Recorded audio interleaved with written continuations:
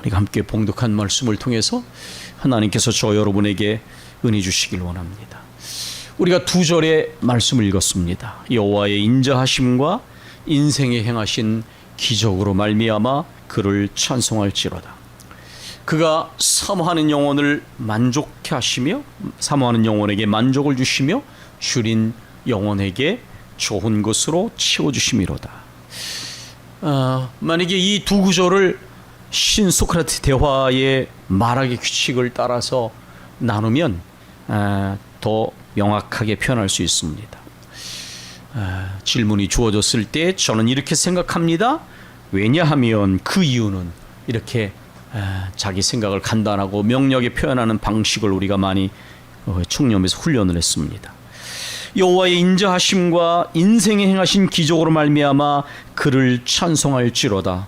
왜냐하면 그가 여호와께서 사모하는 영혼에게 만족을 주시며 줄인 영혼에게 좋은 것으로 채워주시기 때문이다. 실제로 히브리어 본무에는 이유를 나타내는 접속사 키가 9절 앞에 기록되어 있습니다. 키 히스피아 네페시 쇼페카.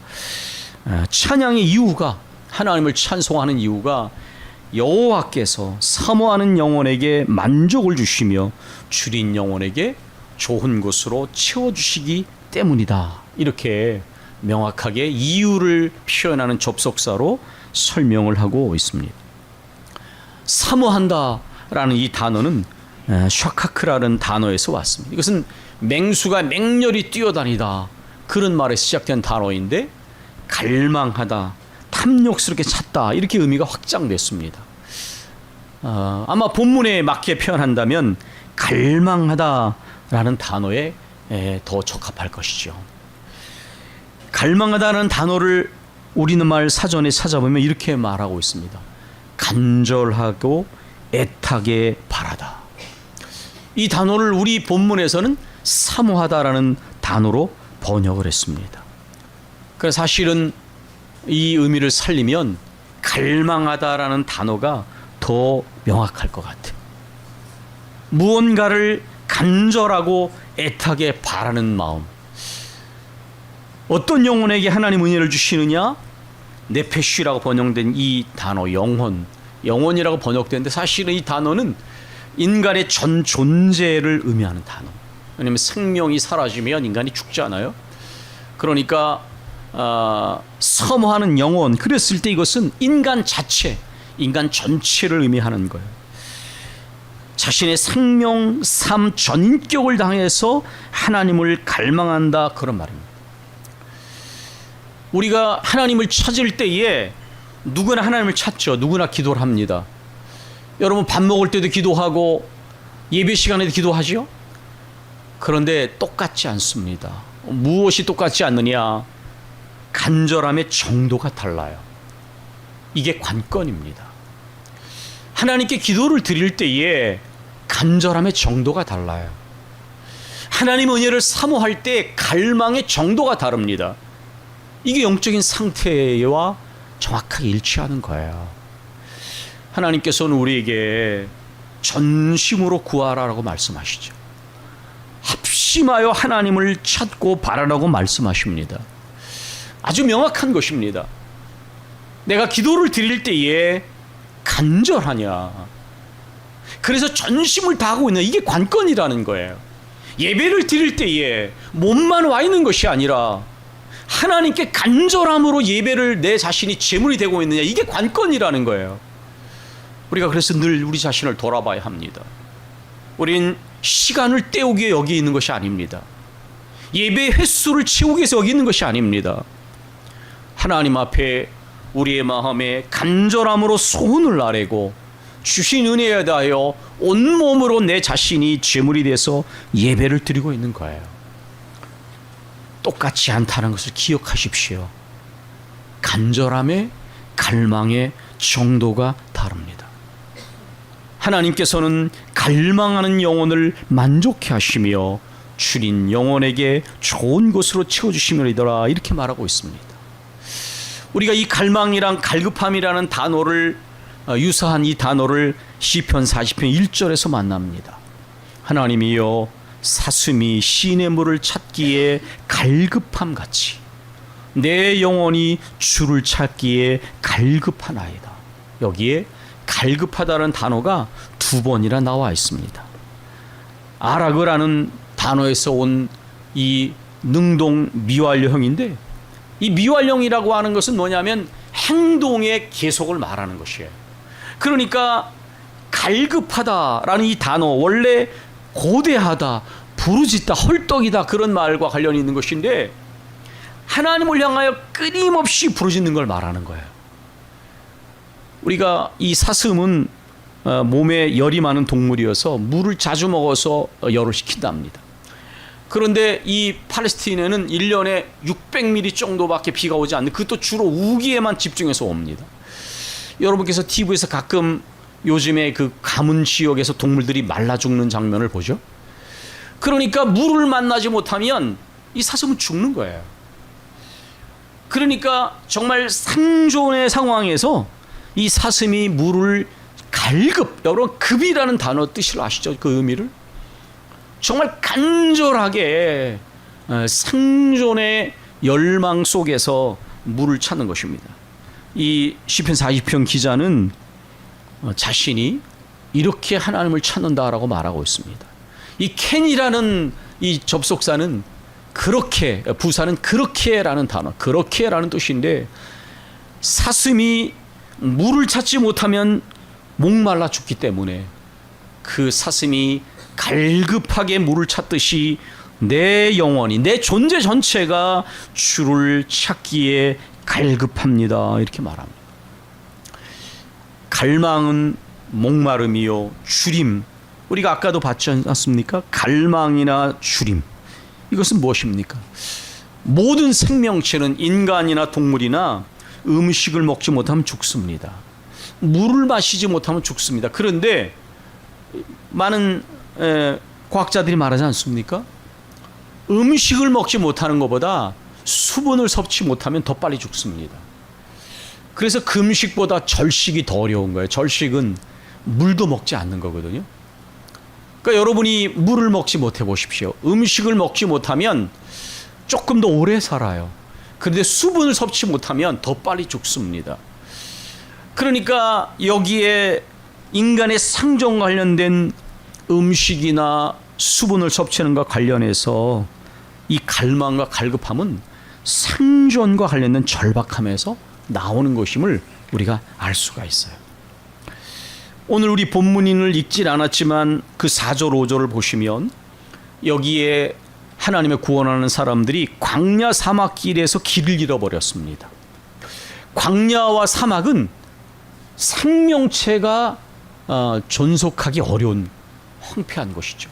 온갖 황폐함과 또 위험이 기다리는 그곳입니다. 그 광야 사막길에서 길을 잃어버렸어요. 그러니까 여기에서 이들이 줄이고 목이 말라 그들의 영혼이 피곤하였다. 이건 완전히 아주 파김치가 된 상황입니다. 광야 사막길에서 줄이고 목이 말란다라는 것은 사느냐 죽느냐라는 생존의 상황에 처해 있는 것입니다. 제가 종종 쓰는 표현으로 물에 빠진 사람이 살려줘 이렇게 말하는 사람은 아무도 없어요. 죽을 힘을 다해서 부르질 것입니다. 나를 살려달라고. 이 갈급함과 갈망, 이것은 다 거기에 해당되는 그런 단어입니다. 사슴이 시냇물을 찾기에 갈급함 같이. 여러분, 현재 하나님을 향하여 이렇게 갈급하고 절박하게 하나님을 찾고 있습니까? 우리는 그렇게 하기 어렵죠. 왜냐하면 이렇게 편안하게 앉아서 예배를 드리는데 그 간절함, 갈급함이 나오겠습니까? 이건 거의 불가능에 가까운 거예요, 사실. 그래서 저는 우리의 상황이 다르고 그 상황에서 우리의 영적인 마음의 흐름이 다르고, 그래서 표현이 조금 적당하지 않을 수 있지만 영적인 하수가 있고 고수가 있다. 아니, 좀 더 표현을 따르면 하나님을 향하여 그렇게 간절하게 나아갈 때가 있고 얕게 나아갈 때가, 이건 어쩔 수가 없어요. 우리가 여기서 예배를 드릴 때에 아마 우리는 그렇게 절박하게, 물론 우리가 당하는 여러 가지 일들이 있기 때문에 절박한 상황들이 있을 수 있습니다. 그러나 대부분은 적어도 우리가 여기서 예배를 드린다는 이 자체가 편안하기 때문에 갈급함, 그런 마음을 갖기가 좀처럼 쉽지 않아요. 이 상황은 주님 없으면 도저히 헤어날 수 없고 죽을 수밖에 없는 상황에서 나오는 간절함과 절박함을 의미하기 때문입니다. 시편 40편 2절에서 이렇게 말하지 않습니까? 내가 나를 기가 막힐 웅덩이와 수렁에서 끌어올리시고, 기가 막힐 웅덩이와 수렁에는 출구를 찾을 수가 없고 내가 헤어나오려 할수록 더 빠져드는 그러한 상황입니다. 빠져들면 죽게 되는 것이죠. 폴 틸리가 자신의 신학을 표현했던 대표적인 구절인 시편 130편 1절은 여호와여 내가 깊은 데서 주께 부르짖나이다. 아우스테어 티페 루페히디히안, 이렇게 보기로 본문 되어 있는데 틸리는 이 단어를, 이 구절을 자주 인용했습니다.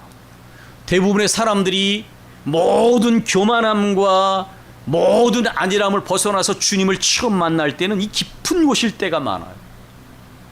절망의 자리, 죽음의 자리, 질병의 자리, 이런 자리에서 깊은 곳에서 주를 찾기 시작할 때가 참 많습니다. 비록 신앙생활을 오래 했다 할지라도 정말 하나님을 제대로 만나는 순간은 깊은 곳에서 시작되는 것이죠. 얕은 데서는 주님을 제대로 만나기가 어렵습니다. 시편 130편 5절 나 곧 내 영혼은 여호와를 기다리며 나는 주의 말씀을 바라는도다. 6절 파수꾼이 아침을 기다림보다. 아마 군대 갔다 온 남자분들은 이 구절이 생생할 거예요. 추운 겨울에 불침번을 서면서 아침이 언제 오르나, 그 군화를 신으면 아주 발이 시렵거든요. 더 춥거든요. 그래서 야간 경계 근무를 쓰면, 추운 겨울에 야간 경계 근무를 서면 아침이 그렇게 더디 오는 것처럼 느껴져요. 파수꾼이 아침을 기다림보다 내 영혼이 주를 더 기다리나니 참으로 파수꾼이 아침을 기다림보다 더하도다, 이렇게 말했습니다. 우연이 아니라 시편 40편에도 130편에도 기다린다라는 단어가 반복해서 등장합니다. 기다리는 것이죠. 하나님의 구원을, 하나님의 도우심을 정말 간절히 기다리는 것입니다.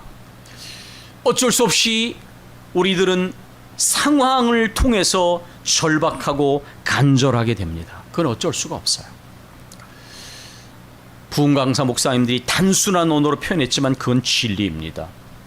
등 따시고 배부르면 주님을 간절하게 찾지 않아요. 그건 어쩔 수가 없어요. 평안하면 그것 자체가 큰 은혜인데, 우린 평안하면 주님에 대한 간절한 마음이 스물스물 사라집니다. 그래서 어쩌면 주님께서 가끔은 우리를 절박하게 만드시는 거예요. 우리가 사실 그런 순간이 오면 하나님을 원망하잖아요. 왜 이런 어려움을 허락하십니까?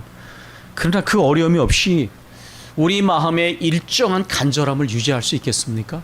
우리들 중에 누가 그렇게 말할 수 있겠어요? 누구도 거기에서 자유스러울 수 없어요. 그래서 위어스 목사님이 하나님의 인생학교에는 졸업생이 없다고 말하는지 몰라요. 조금 편안해지면, 무사 아니라 하면 우리의 마음이 스물스물 주님을 향해서 주님으로부터 멀어질 때가 얼마나 많은지. 그러나 사실은 이런 상황이 만들어내는 절박함과 간절함을 통해서 우리는 훈련을 받는 겁니다. 주님이 참으로 우리의 존재와 삶의 근원이시라는 사실을 각인하게 되는 거예요. 가지가 나무에 붙어 있지 아니하면 생존하기 어렵죠. 늘 은혜로 사는 것임을, 그래서 근본적인 겸손과 감사를 마음에 깊게 삶의 태도로 획득한 사람, 세월이 올수록 지나가는 것들을 의지하거나 소망을 두었던 모든 것들을 이제는 과거로 돌리고 오직 주님만을 향한 깊은 신뢰와 순종의 근본적인 태도를 익혔다면 그것이 영적인 고수다. 아니, 이 말이 좀 지나치면 내 신앙이 깊어지고 있는 것이다. 그러나 필요할 때만 주님을 향해 달라붙었다 떨어지다를 반복한다면 난 아직도 영적인 하수다. 스스로 그렇게 생각해도 틀리지 않습니다. 나는 더 훈련을 받아야만 하는구나. 여호와라는 이 단어는, 이 호칭은 아주 특별한 단어입니다. 하나님이라는 엘로힘과도 다른 의미를 가지고 있어. 이것은 특별한 관계를 전제하는 호칭입니다. 하나님과 우리 사이는 언약으로 맺어진 뗄래야 뗄 수 없는 관계다. 하나님께서 우리를 택하시고 우리의 언약을 맺으시며 그 언약을 통하여 성실하게 우리를 지키시고 보호하시는 분, 이게 바로 여호와라는 호칭 속에 담겨져 있는 거예요. 하나님은 우리의 하나님이시며 우리는 하나님의 백성입니다. 여러분, 약속은 지켜져야 하죠. 모든 관계는 신실함과 성실함을 통해서 유지가 되는 겁니다. 제가 60여 년을 살아보니까 오래 왔다고 친구가 되는 게 아니더라고요. 왜냐하면 세월이 흐르니까 변질되는 사람들이 있어요. 작은 이해관계 앞에서 그리고 곤란한 상황에서 신의를 깨는 사람들이 생겨나요. 그래서 그런 순간이 돼봐야 진짜 친구가 드러납니다. 이해관계 앞에서도 상대방을 먼저 생각하느냐, 곤란을 당하더라도 신뢰를 지키냐, 이게 다 똑같지 않습니다. 그래서 오래됐다고 친구가 되는 게 아니구나. 그걸 알지 못하면 상처를 받는 거예요. 하나님께, 여호와께 감사하라. 그는 선하시며 그 인자하심이 영원함이로다. 이 영원함이 뭐냐? 성실함, 한결같음을 의미하는 단어예요. 성실함, 한결같음. 신앙이 깊어진다는 말의 의미가 무엇입니까? 그것은 하나님을 향하여 한결같다. 먼저 본 본문에서는 정함이 없는 세대요. 이게 뭡니까? 하나님께 붙었다 떨어지다를 반복하는 거예요. 인간의 관계에서도 필요할 때, 아쉬울 때만 연락을 하는 거예요. 그런 관계는 제대로 된 깊은 관계를 할 수가 없지요. 하나님과의 관계에서 이 여호와라고 우리가 하나님을 부를 때에 이것은 하나님 우리를 향하신 신실하심과 성실하심, 그리고 그 하나님의 백성된 우리들이 하나님을 향하여 신실함과 성실함으로 나아가겠습니다라는 고백이 여기 담겨져 있는 거예요. 시편 42편에 나오는 시냇물이라는 단어는 아피크라는 히브리어입니다. 이것은 수로 강바닥이나 골짜기 해협을 말해요. 이것은 좀 깊이 파여 있는 것이죠. 그러면 이런 곳에는 여름의 가뭄에도 마르지가 않죠, 대부분. 그리고 1년 내에 흘러내리는 풍성한 물을 가르칠 때 사용하는 단어이기도 합니다. 왜 이 단어를 썼을까? 목마른 사슴이 시냇물을 찾아서 갈증을 해소하듯이 우리의 존재와 우리의 삶은 생수의 근원 되신 주님을 통해서 진정한 만족을 얻는다는 것을 비유적으로 표현하고 있는 것입니다. 그냥 잠깐 필요할 때만이 아니라 우리 존재 자체가, 삶 자체가 고난을 만나든지 역경에 처하든지 평탄하든지 평안하든지 언제나 주님의 은혜로 지탱되고 보호되고 인도되어지는 것을 표현하는 단어예요. 물 없이, 음식 없이는 우리가 생명을 유지하기 어렵습니다. 하나님 없이는 우리 생명이 유지되기 어렵습니다. 우리 존재가 지속 불가능해요. 목사는 장례식의 자리에 자주 갑니다.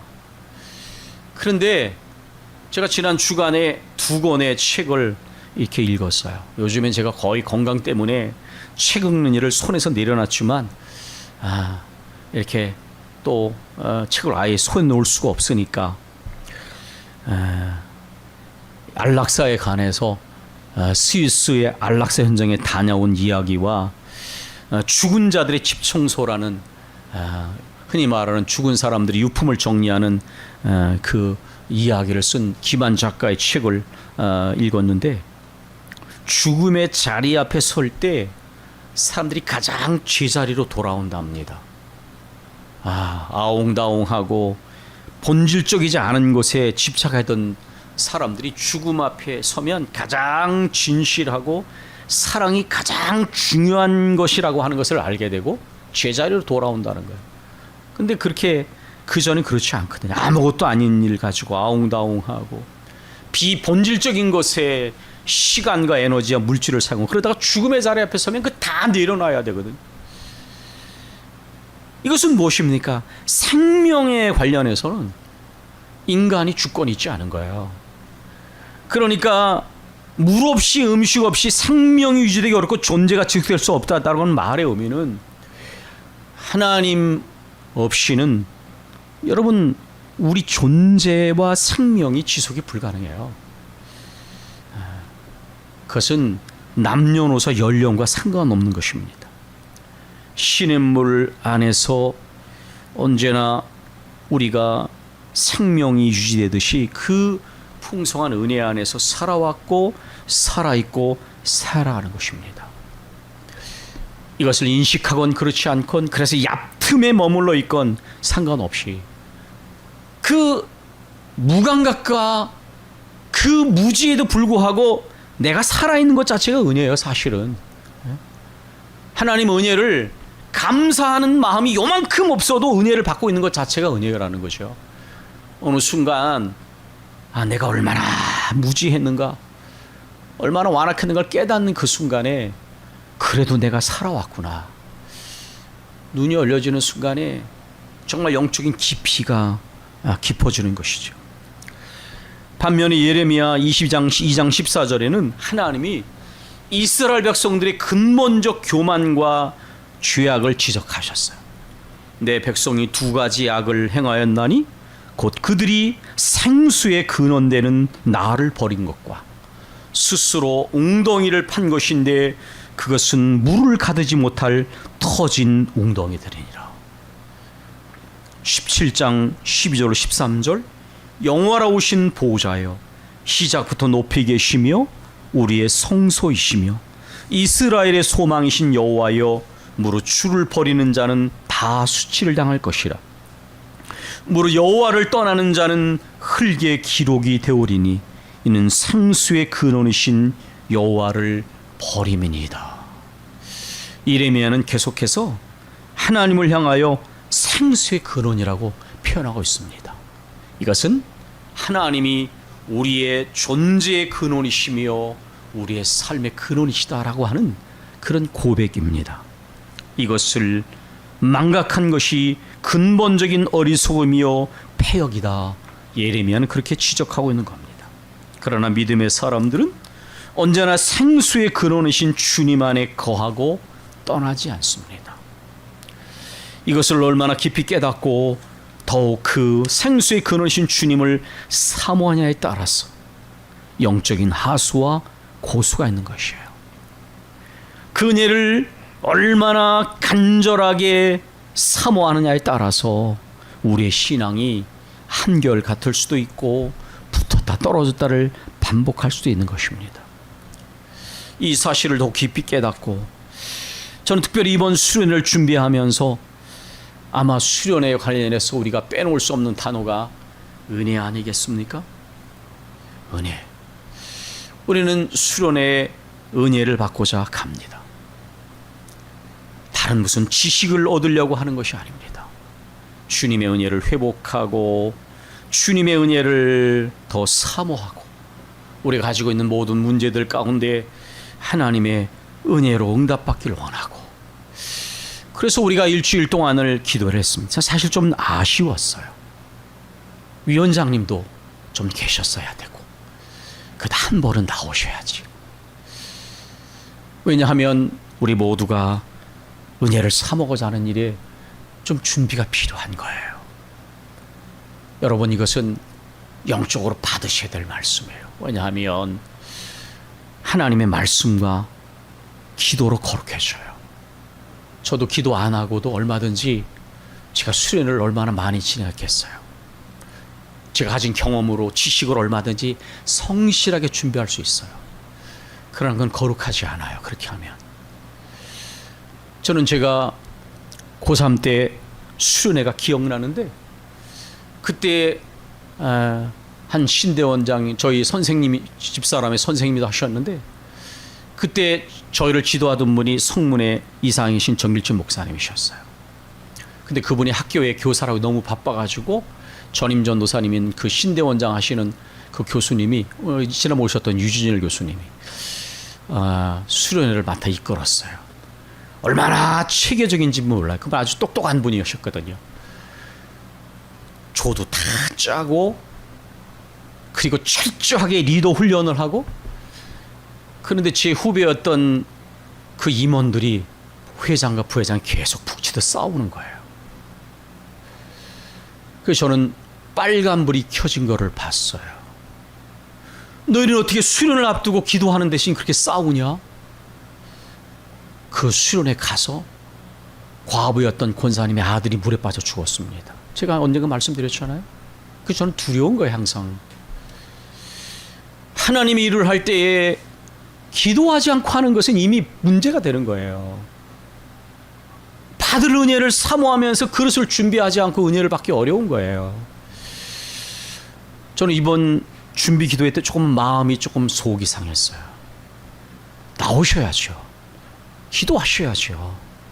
하나님의 일을 기도 없이 하는 것 자체가 회개될 거예요. 그리고 우리가 더 은혜를 사모하기 위해서, 은혜를 받기 위해서 더 기도해야죠. 우리의 삶이 고단하고 분주한 거 압니다. 그러나 적어도 최선을 다해 힘을 쓰셔야 돼요. 왜냐하면 우리의 존재의 근원이시고 삶의 근원이신 하나님의 은혜를 회복하고 그 은혜를 더 사모하는 일을 위해서 우리가 바른 마음을 가져야 합니다. 이것은 우리와 우리 가정과 교회의 앞날과 아주 중요한 관련이 있는 거예요. 피리를 불어도 춤을 추지 않고 애곡을 해도 울지 않으면 우리에는 소망이 없는 거예요. 그렇기 때문에 힘을 쓰셔야 합니다. 힘을 쓰셔야 돼요.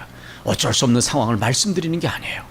아무 노력도 않고 최소한의 성의도 보이지 않고 최소한의 기도도 하지 않는다. 그건 회개해야 되는 게 맞는 거예요. 하나님 앞에서 여러분, 우리는 은혜를 받도록 합니다. 다시 한번 주님의 이름 부탁을 합니다. 남은 기간 동안은 더 사모하며 기도합시다. 하나님의 주신 은혜를 사모하면서 나와 내 가정과 우리의 자녀들과 후손들과 우리 교회의 현재와 장래에 주실 은혜를 사모하면서 우리가 더 정말 이번 수련회 때 주님을 만나고 깊이 만나기를 우리가 사모하면서 남은 기간들 동안 우리가, 여러분이 만약에 새벽에 나오시기 어려우시면 여러분 10시에 기도 시간도 목표를 가지고 기도하시고, 청년부에서도 구체적인 제목이 있어야 되지 않겠어요? 기도하고 마음을 다하고 마음을 앞에 기도함으로 정말 이번 수련회에 주님의 은혜가 풍성하게 우리 가운데 임하기를 원합니다. 우리가 기도할 때에 1분을 기도하겠습니다. 여러분, 저는 저와 우리 모두가 하나님의 은혜를 회복하기를 원합니다. 은혜를 간절히 사모하기를 원합니다. 정말 목마른 사슴처럼 사모할 뿐만 아니라 정말 하나님과의 은혜를 절대로 우리가 잊어버릴 수 없는 근본적인 사실을 알고 변함없이 주님의 은혜를 사모하고 충만하길 사모하는 영적인 깊이가 더해지길 원합니다. 우리에게 1분을 기도하겠습니다.